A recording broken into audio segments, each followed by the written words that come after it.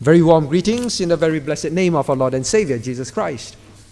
Now let us turn to Joshua chapter 24. Joshua chapter 24.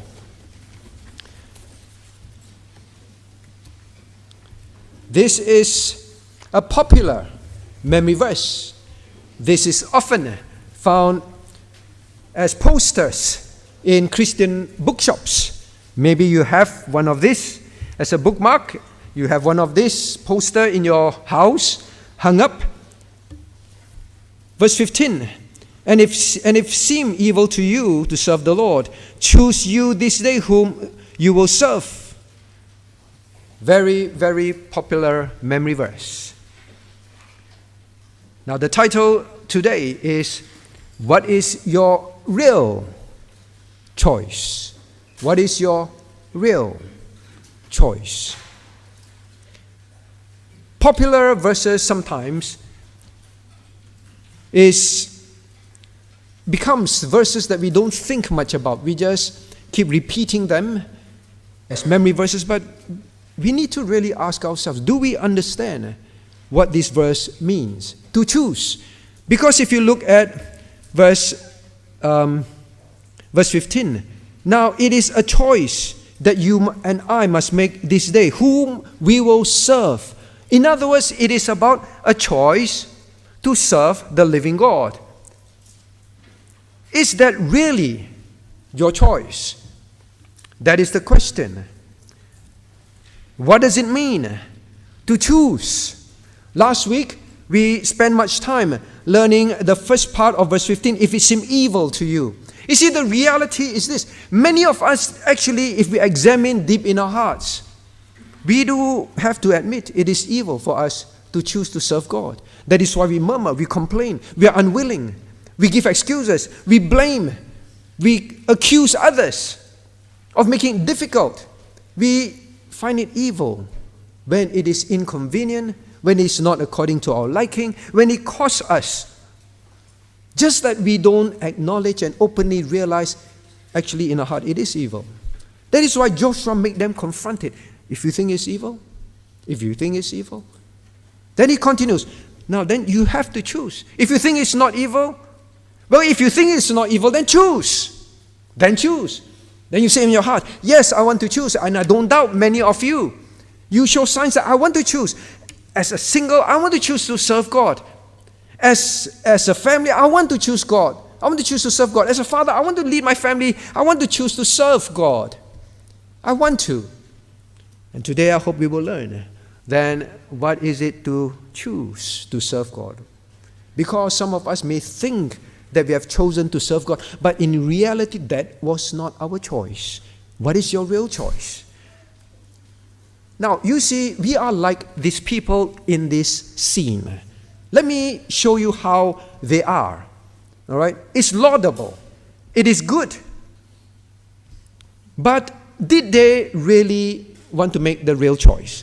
Now look at verse 18. So he says, well, now you choose. Now verse 16 first, verse 16. So the people answer and say, well, God forbid we should forsake the Lord and serve other gods. Say, no, God forbid. It's unthinkable. Right? Many of us are also like that. It's unthinkable to say, hey, Pastor, how can you say I want to serve other gods? But did you really make the real choice? We will learn what is the real choice, all right? Be patient. But you and I examine our hearts. Are we like that? Oh, God forbid. I'm a Christian. I'm a Christian father. I'm a Christian single. I'm a Christian man. I'm a Christian woman. I'm a Christian teen. God forbid. But did you really make the real choice? Now, furthermore, they say this in verse 18. Then he says, wow, God has done this, has done that. Then they say, now therefore, verse 18, the last one, therefore will we also serve the Lord. He is our God. Right? So that is us as well. Very laudable. Truly, we say, Lord, we will only serve God. He is truly our God. He saved me. I'm a Christian. He died for me. We sing these hymns. And at home we say, Lord, you've given me this family, given me this child. As single God, you've given me singlehood. You've given me jobs. You've given me all these things. And then you say, no, of course, I will serve Him. Now, furthermore, so Joshua said, well, really, did you really make that choice? Are you really going to make the choice to serve God? So Joshua asked them a series of questions, right? And made some statements. You read that. Now, how is their response? Look at verse 24. Look at this verse 22. So he say, I'm so sorry. Verse 21. And the people said unto Joshua, no, but we will serve the Lord. You see, they're so adamant. We are choosing to do that. And then they said, so you said so, then you are your witnesses. Then look at verse 22. And they said, yes, we are witnesses, yes. Of course. Right? Young ones, you say, Daddy said, now, do you love the Lord? Do you want to obey Him? Yes, Daddy, yes, Mommy. Really? So you promise? Yes. So you are a witness? Yes, I'm the witness. I swear. Really, I want to love God. I want to serve Him. Same for us adults. Maybe after you hear a sermon, in your heart, you say, yes, Lord, I really want to. That is very good. Lord, I learned about what it means to be a mother. I want to be that. Yes, it's very good. And in your heart, you really say, I sumpah, swear, right? I'm a witness, my own witness. Now, not only verse 24, he says, yes, the Lord our God, we will serve. You see, they keep saying, we will serve, we choose to serve, we choose to serve. Just say, who will you serve? You choose. And they keep saying, we choose to serve God, we choose to serve God, we choose to serve God. Verse 24, the Lord our God, we will serve, and His voice we will obey. Yeah, service, as we learn, serving God simply means, I will obey everything that He says. They understood that. So, dear friends, please don't say, this is full-time call. To them, they understood.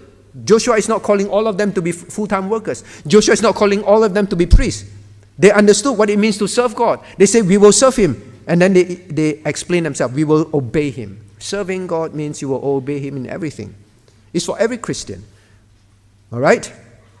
Then they go on and on. Yes, we will serve Him. We will serve Him. Honest. But is that their real choice? Is that your and my real choice? I don't know about you. All of us have to examine our hearts today. We are Christians like that. I think by and large, in general, most of the worshippers here, you want to obey God in general. You want to serve Him. You want to obey. You want to follow Him. I don't doubt that. But you see, the question that God is asking is about a real choice. What is this choice? What have you really chosen? Let us examine how Joshua tried to awaken them and say, you keep saying you want to serve, but let me make sure you understand what it means to say, when you say, I choose to serve God. Do you really understand that? All right? So he asked him all these questions, and then he gave him yes. Now let's see what Joshua asked. What does it really mean to choose to serve God? Number one,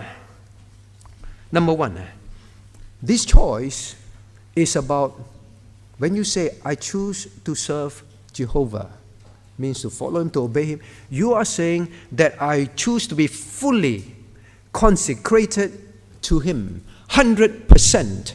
How do we know that? Because they look at verse 14. Verse 18. It said, now we will serve God, we will serve God. Look at verse 19. And Joshua said unto them, now you said twice already, you want to serve Him. Let me ask you this. Joshua said to them, you cannot serve the Lord, for He is an holy God. He is a jealous God. Understand that. Understand that. You keep saying you want to serve God, right? That you do want to, but you need to know what it means. It means that He is a holy God. He is a jealous God. What is this meaning? The jealous God. He said, you, Israel, you are espoused to me. You are my wife. We are in covenant. Like today, God says, you are my people. We studied that in 1 Peter. You are my people. You are a peculiar people. In other words, you are His property. You are in covenant with God. God said, I am a jealous God means like a husband saying to a wife, or a wife saying to a husband, I'm a jealous spouse. What is He saying? You belong 100% to me. You cannot have thoughts of wanting to be with another man, another woman. You cannot have emotions of love and desire for another man, another woman. It is exclusively to me. Now, of course, it's in the Lord, right? saying, I love you more than, and God, I don't even love him. It's in the Lord. That is what it means. Exclusivity is the meaning. When God says, I am a holy God, I'm a jealous God. You say you choose him, right? He's holy, he's jealous. Holy means he's totally set apart from all other gods that are false in this world. He is not like them. He is different. And you, as his people, you set yourself apart to him, totally, 100% consecrated to obey him, follow him, worship him, serve him alone. Not your job, not your family, not your health. I'm not saying these things are unnecessary and unimportant and you ignore that. But they are, whatever you do in those areas is always, I am doing this for God. And because God says do it this way, I will do it this way. I will obey him. Now this is about 100% consecration. So, Old Testament, New Testament is not like that. God just loves us. God just wants us to have a good life. It is the same covenant. There is no change. Turn to Romans 12:1. We saw that last week. There is no change. It is the same covenantal relationship. So when you say, I choose to serve God, look at chapter 12, verse 1. I beseech you, I plead with you, I cannot command you. It's your heart. It is due to God. Your worship, your following him, obeying him, 100% is due to God. You owe it to him. But I plead with you. I beseech you, brethren, therefore, by the mercies of God, that the fact that God has been so merciful to you, God did all these things for you. Just like Joshua told him, he protected you. He recited all the covenantal things that God fulfilled. By the mercies of God, because God is so merciful, and by his strength, you present your bodies a living sacrifice, same word, holy. He is a holy God. And therefore you set yourself 100% apart to him. Why 100%? Pastor, I think it's not 100%. Many of us, like I said just now, we generally want to obey God. We may be just like them. But let us awaken ourselves. Lord, am I 100%? Is that my real choice? The choice is 100%, Or am I just generally 50%, 60%, 70%, 80%? Some areas, Lord, you cannot touch that area. That is where I will not submit to you. I will not obey you. I will not change.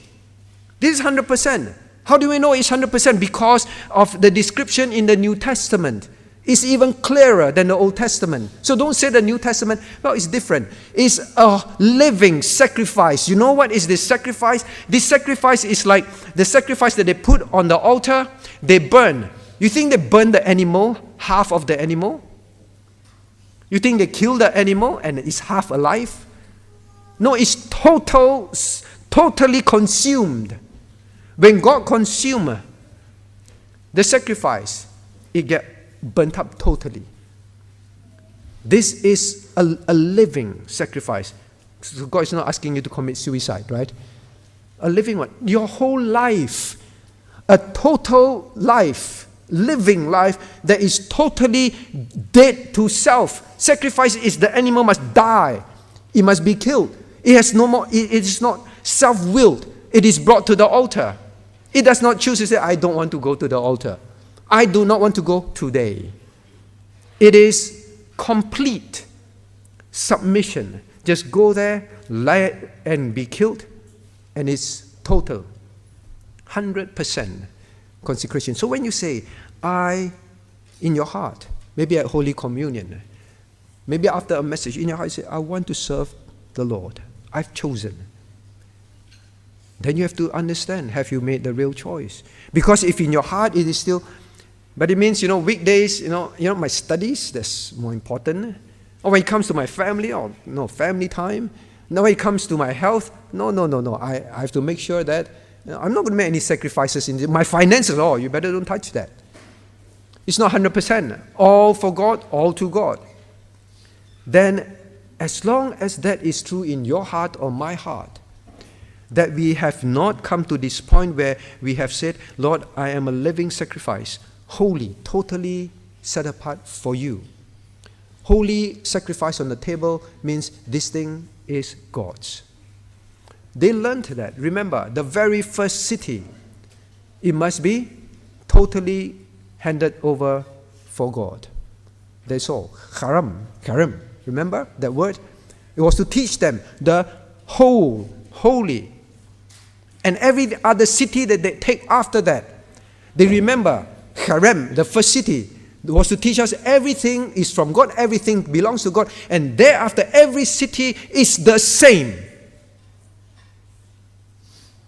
I am just allowed to use it to fulfill His purpose. So every time we give tithing, it is to remind us everything comes from God.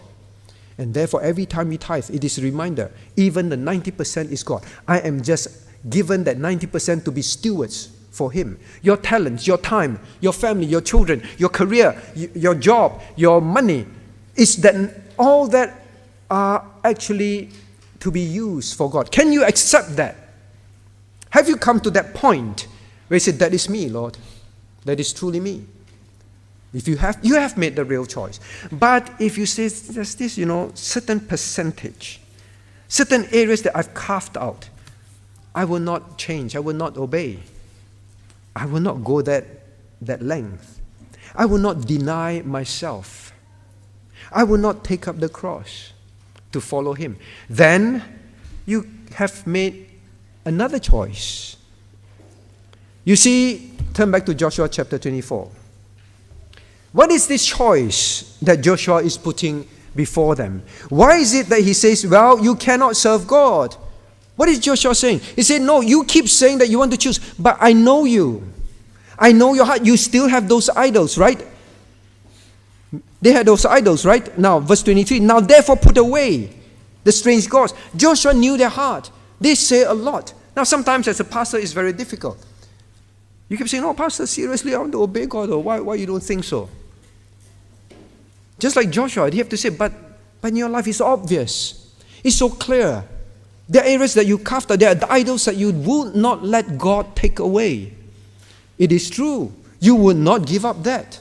You will not change your personal walk. You will not change your family life. They are still there. And Joshua have to make them really face themselves. Yeah, I know. You keep saying you want, but I need you to realize you cannot. In this state, you cannot. Because you're, in reality, making a choice. For what? For what? You are making a syncretic choice. It is not 100% choice. Notice how Joshua asked that question. Look at verse 15. How does he ask this question? What is the choice given? Choose you this day whom you will serve, whether the gods of your fathers, which were on the other side of the flood, or the gods of the Amorites in whose land you dwell. But as for me and my house, we will serve the Lord. What is the choice? Either one or the other. There is no this and plus that. That is the choice. 100% choice. The fact that they still held on to those things, Joshua said, you cannot serve God. You cannot say that you have chosen to serve Him. It's not real. We must awaken and be honest with ourselves. Is it real? You just look at your life. I just look at my life. What are the things that we have not been willing to get rid of? We have not been willing to change. We have not willing to obey God 100%. Lord, I will obey until 60%, right? 70%. Part-time, all right? Part-time obedience. That is what it is. This is Joshua telling them, there is no syncretism when it comes to a choice to serve God. When you say, I serve God, but yet you're syncretic. Syncretic means you will still continue to have these idols in your life. That is what Israel's problem was always. Always. That is the problem for us today. Always. In our personal walk. In our family life. It is always that. That is the problem. You cannot say that you have chosen to serve God. I am not being mean to you. Joshua was not being mean to them. Joshua was trying to awaken them. That's all.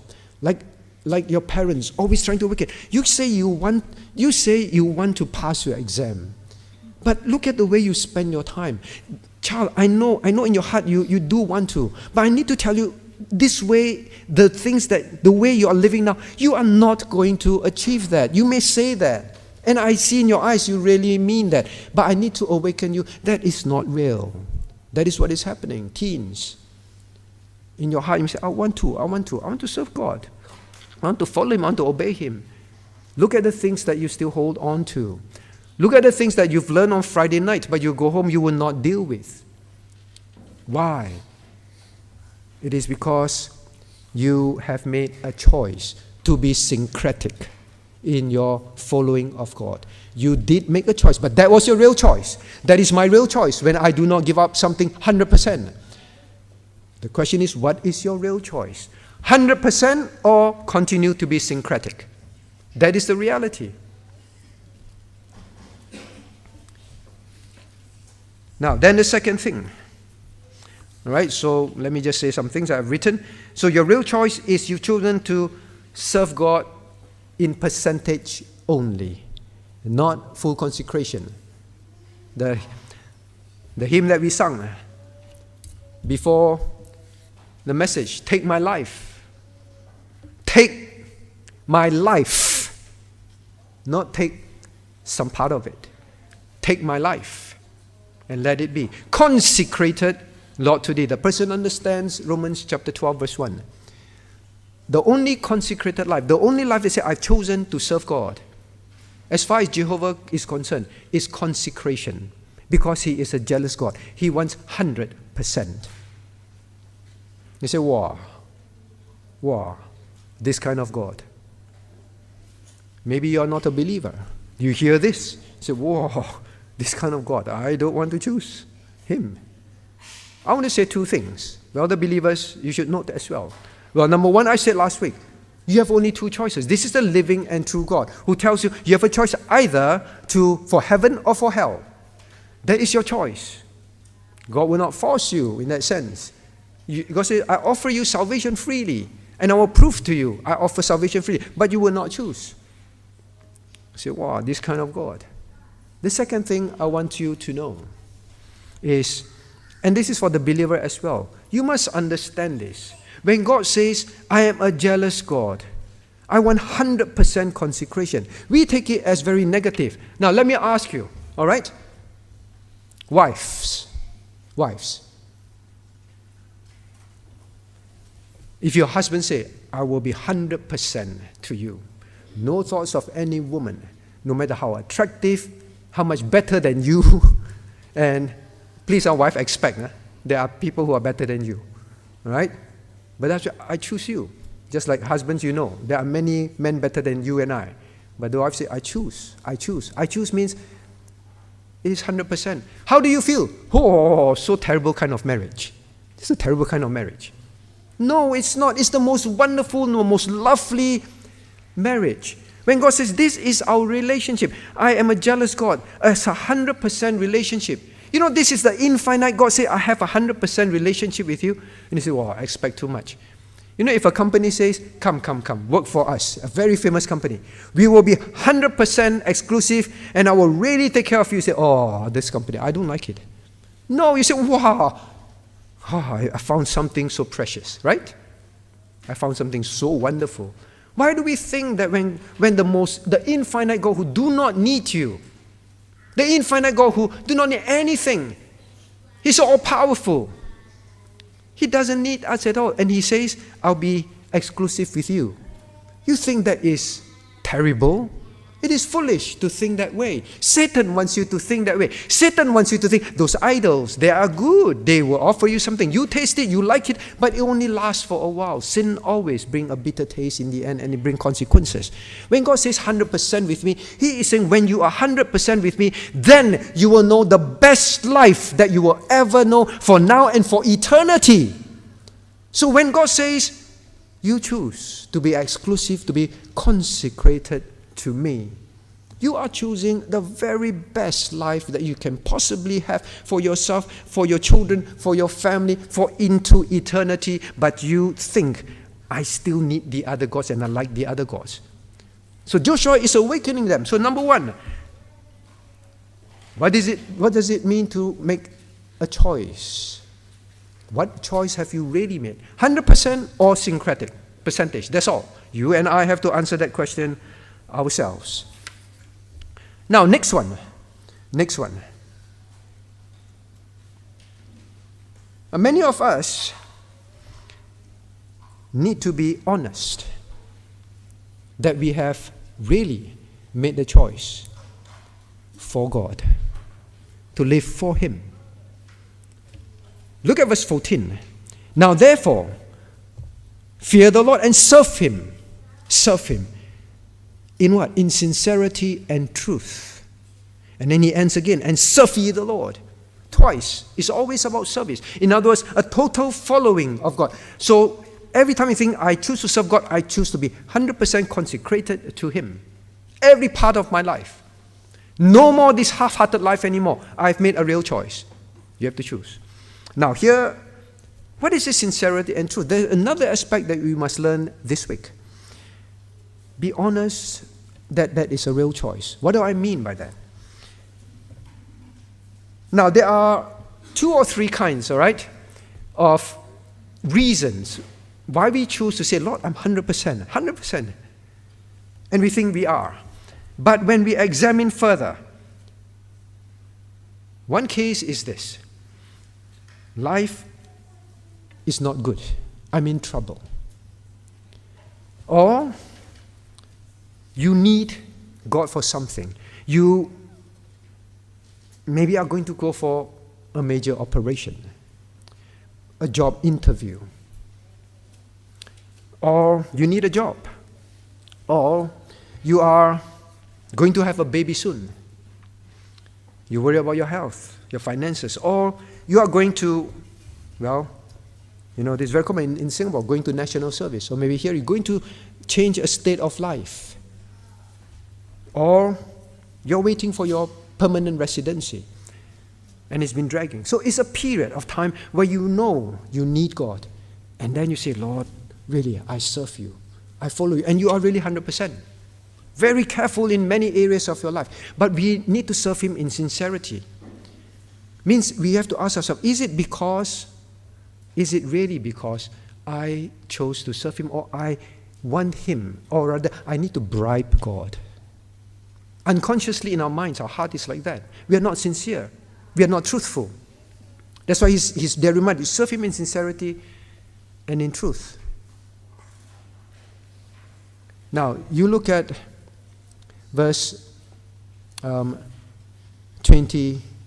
Verse 20. Now, if you forsake the Lord and serve strange gods, then He will turn and do you hurt and consume you, as He had done you good. You see, we know God can chastise us. We know God can do us good as well. That's why Joshua told them, you want to choose God, please know, He can chastise you, He can do you good as well. You be sincere and truthful about your choice to say, I will follow Him from now onwards. I've decided to follow Jesus.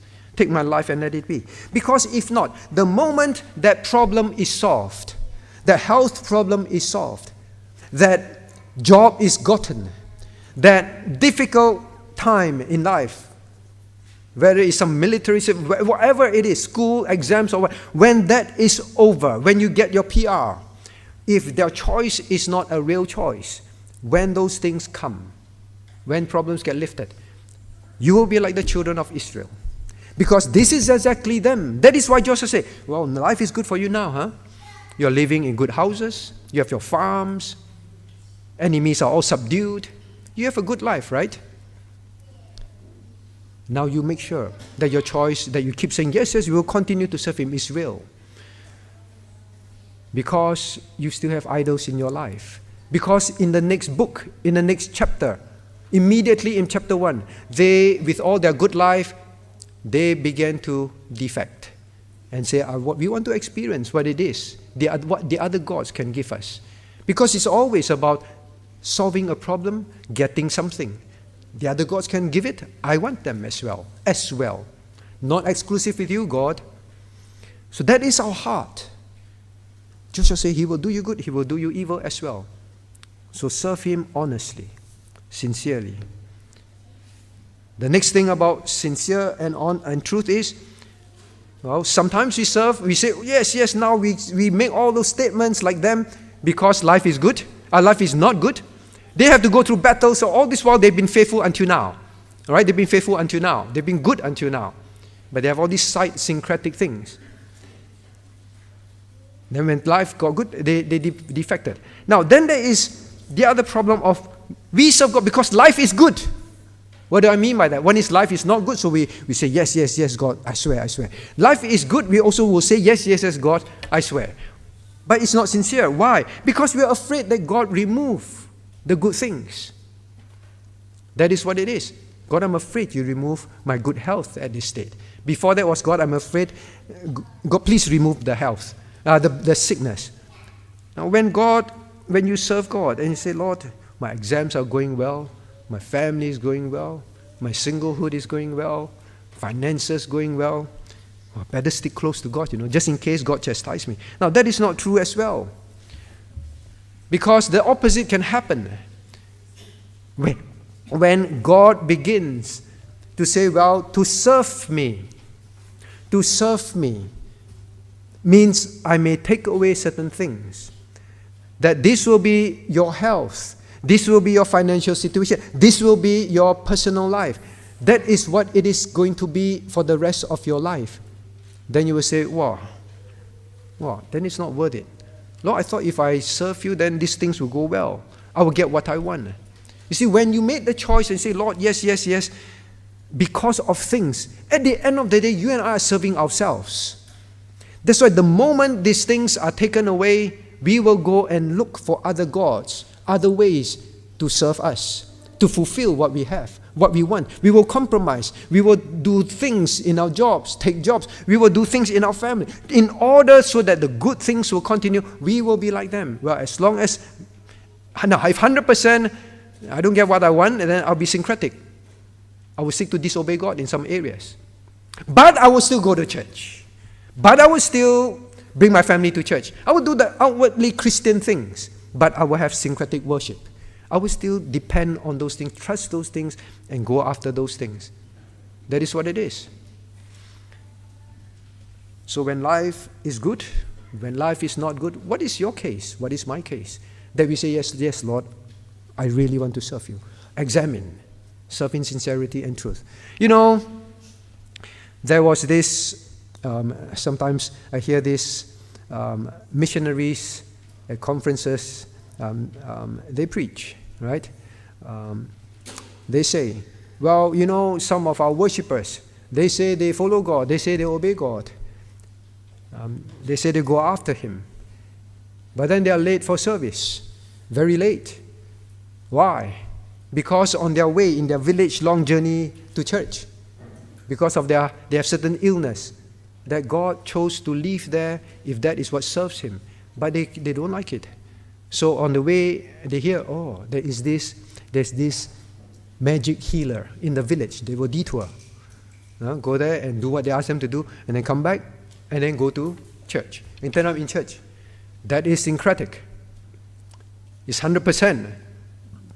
Would you submit to Him? God, whatever you allow. If this sickness brings you glory, I submit to you. If this difficult child brings you glory, I submit to you. If this difficult singlehood brings me challenges, I submit to you. If this difficult marriage, God, there are so many challenges that's different from other marriage. God, I submit to you. If it brings you glory, I serve you that way. Or will you find ways to resolve your problem? You say, well, we don't go to those things. Really? Really? There are many Christians who are willing to go to charismatic churches because of illness. Well, church don't believe in laying of hands, miraculous healings. Well, those charismatic churches do. There are pastors who preach all this, wrong. Then finally, they hit financial situation, health problems. And then they hear of these preachers. Then they go there. They defect. And then because say, actually, what's wrong? What's wrong with wanting to be healed? Serve God means if God says that is what I chosen for you, you submit. So they go there in order to have some healing, imagined healing, to solve their financial problems. Health and wealth gospel. Those of us may be like that. Or, well, yes, I follow. But, I like this boy or this girl that is in a ecumenical church. You won't be 100% with God. You will say, well, never mind. I will go there. I will compromise. I will not say I will be 100% with God, to defend His truth, to stand up for Him, and to show the people, the world, the truth. You will not. Some of us elderlies, you may turn. You say, yeah, come to church and everything, but my relatives say that there is this temple that anything you ask for, and you go there and pray, you will get healed. You go there, then they burn this, they pray, and then they burn this paper, and then they melt, and they dissolve it, and then you drink. You say, I got healed, Then your heart goes, yeah, maybe I'll do that as well. Or whatever superstitious things people tell you to do. So all these things, we can become syncretic. Students likewise. You say 100% with God, wow, then I may lose out. Now, let us examine what is our real choice. Now the next one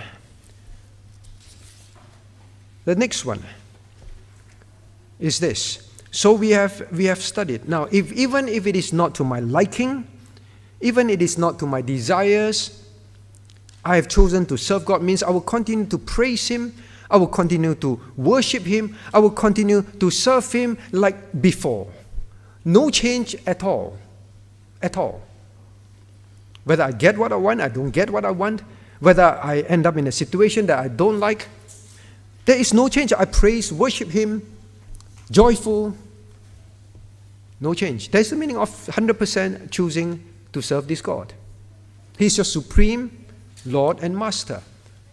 So making the choice means you are in full submission to His will. Are you truly that? Am I truly that? Because the time will come where the test will come. Is it true? When something happens that you cannot understand, why? You begin to think, Lord, I have chosen to serve you. Remember last week I said serve, one of the key means you say, I choose to serve this God, means you say, He is supreme. He is infinite. That is the definition of God, by the way. What is God? God is infinite. He is almighty, all-powerful, and therefore He is supreme. And if He is supreme, then whatever He chooses, I totally submit to the supreme. That is why He says, He is a holy God. He is a jealous God. There is none that is true God except Him. Of course He will be jealous. And therefore I submit to everything. Can you do that? Is it real? Now and then we come to this choice of you must be willing then therefore to bear the cost. To bear the cost. You will know whether your choice is real. It's a real choice. Lord, I chose to be 100% consecrated to you, to obey you. You will know when you are willing to bear the cross. Bear the cost. Now look at what he says. In verse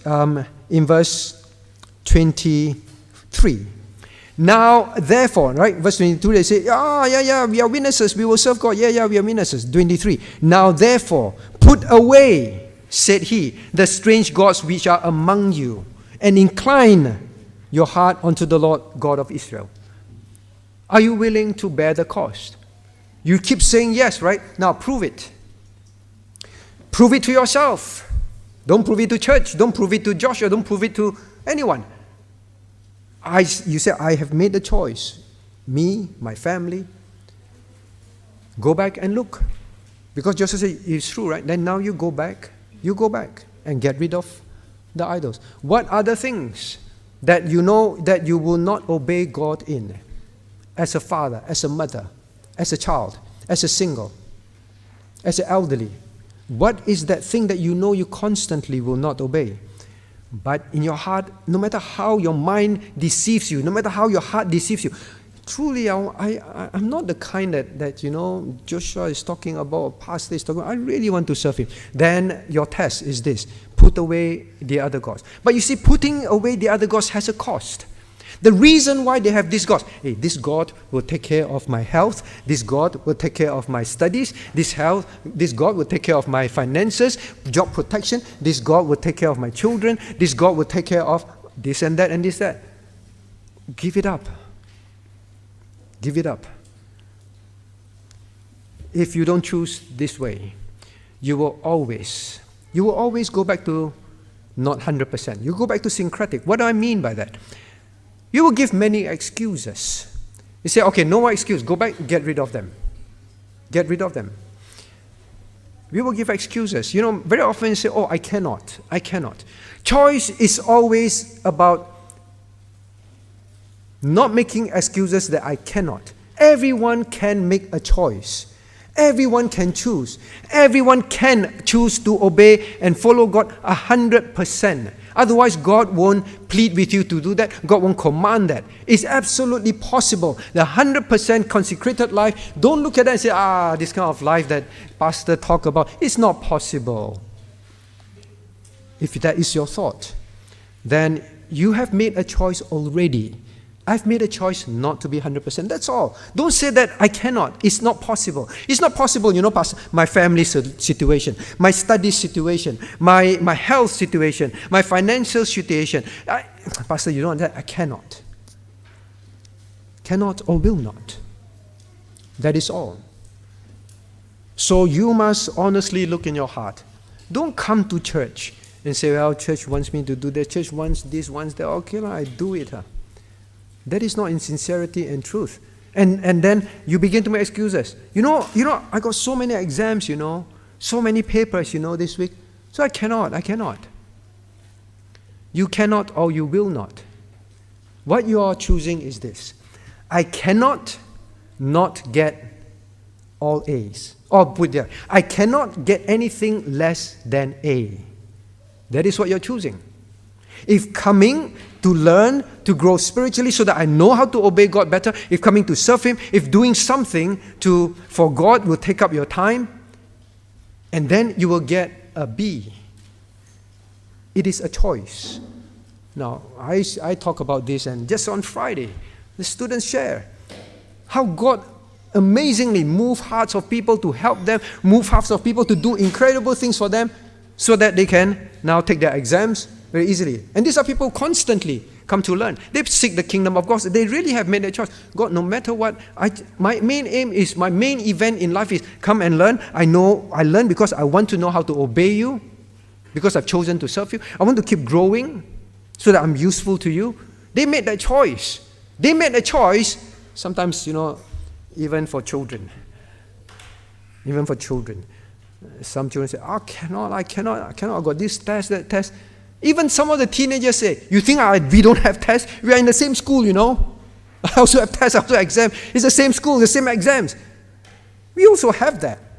But you chose, I cannot have anything less than A. That is a choice. I cannot have anything less than a big promotion that will come. So I must not spend my time serving God. It is a choice. I cannot because I can, and I come and serve God and study and grow. I might fall sick, I may lose sleep, I go to work very tired, It is always a choice. A choice. So, are you willing to put away? If you are, and you have. You see, this is Joshua just telling them. And they say, now you go back. The question today is, now you go back. After this. Now look at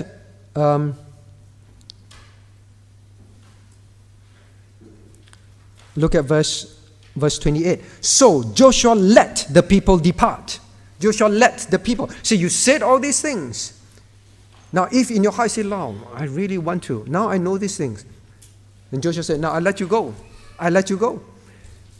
The problem with us is this. Our hearts may be stirred.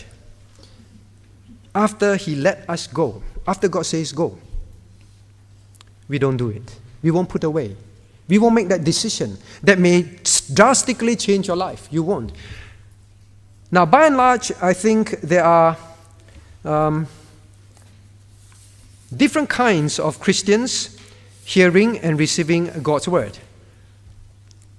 Before we come and when we leave church.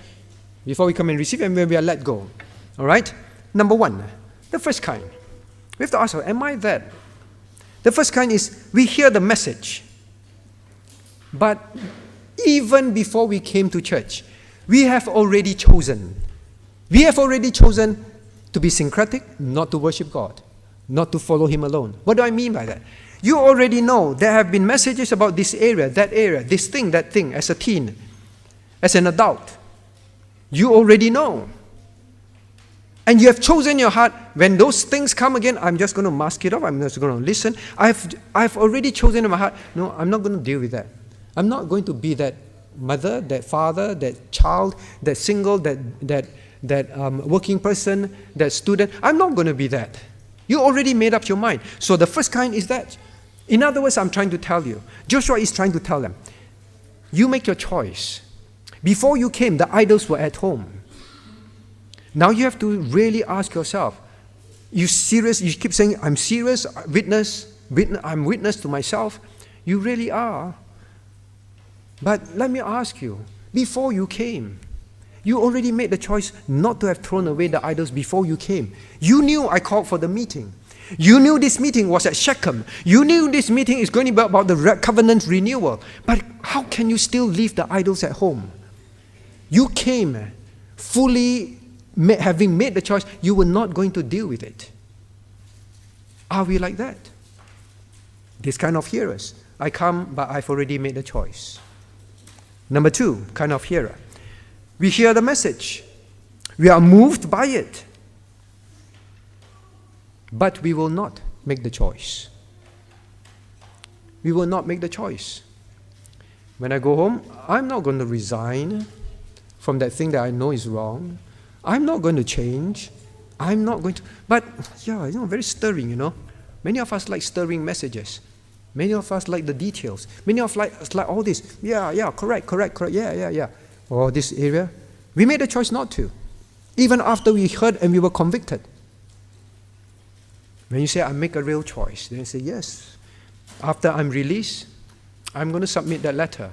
I'm going to write that. I'm going to do this. I'm going to throw that. I'm going to change this. Family, we are going to live like that. Number three, the third kind. We hear, we get stirred.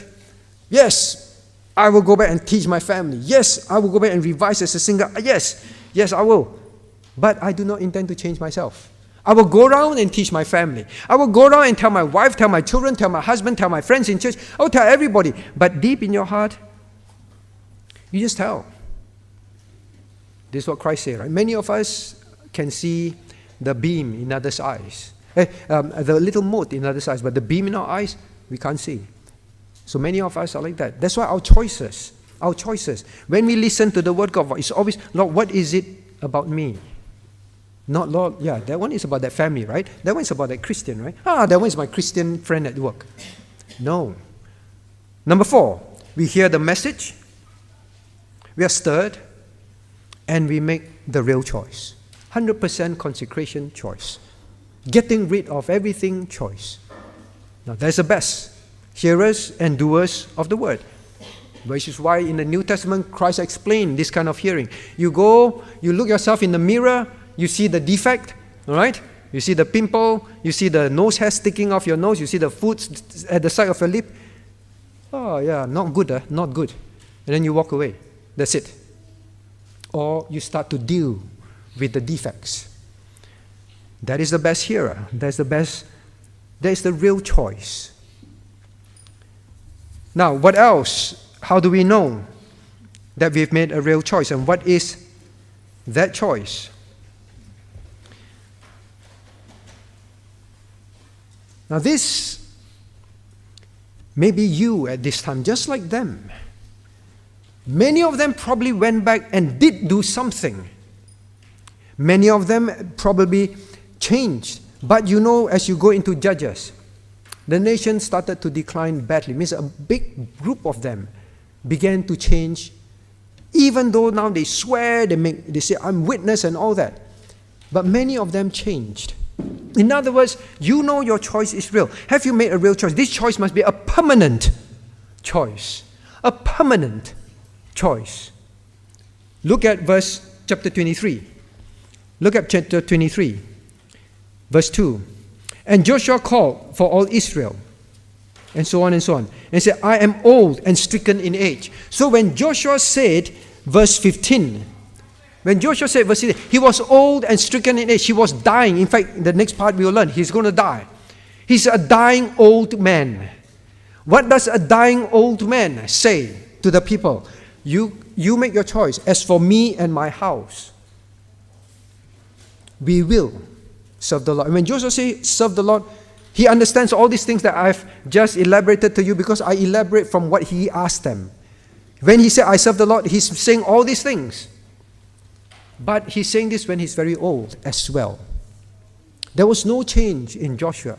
From the beginning, when he was with Moses, and the fighting when he was alone on his own, and now at his old age, the same Joshua, his choice never faltered. When you say, I've made a choice, it must be a real choice to be 100% of the time, and 100% of the situation, and 100% of your life till you die. Like Joshua. That is the real choice. You see, some of us actually may be making that choice and actually living well. And I must remember, how we end is very important. It will show whether that choice was a real choice of 100%, because when it's 100% with God, you do not falter, you do not vacillate, you do not swing back and forth. As long as it's not 100%, you will swing back and forth, and you will think it is an evil life. Which is why Joshua said, choose you. If you think it is evil, then you choose. Because those that choose will not think it is evil. Like me, I do not think it's evil. Joshua said, till our old age, I don't think it's evil. The reason why you think it's evil, children of God, is because you still have idols in your life. Now you choose. Now when you say, I choose to serve God, means follow Him, consecrate 100%, whether you are in school or at home, whether you're at work or in church, whatever the circumstance is permanent. Even life becomes very difficult because of that choice. You stay the same. You still make that choice, even though all those things now will come upon you, because it's a permanent choice. So in your heart, when you say, Lord, today this will change, I'm making a choice. This is what you and I must awaken ourselves to. Lord, this one, this time. Joshua said, choose you this day, this time, Lord. This time is permanent. That is why it's called a living sacrifice. I burn the old man. I die. No more Joseph Poon. No more his will. No more his voice. No more his way. And when he speaks to me, I will say, I do not know you. That is the meaning of deny yourself. The self do not exist. It's a permanent thing. Once and for all. Teens, make that choice permanent. Because I've seen too many. At your age, you desire, and it's very genuine, it's very real. Do not misunderstand. I'm not scolding you. And neither am I scolding parents who really are trying very hard now, and singles who are trying very hard, and people who are sick and you're trying very hard. I'm not saying that I'm judging you. But know this, your choice must be permanent. Because if it is not, you will change in time. Too many have changed. Too many have failed. Israel have failed. They are proven. Let us not be that one that failed. Remember that.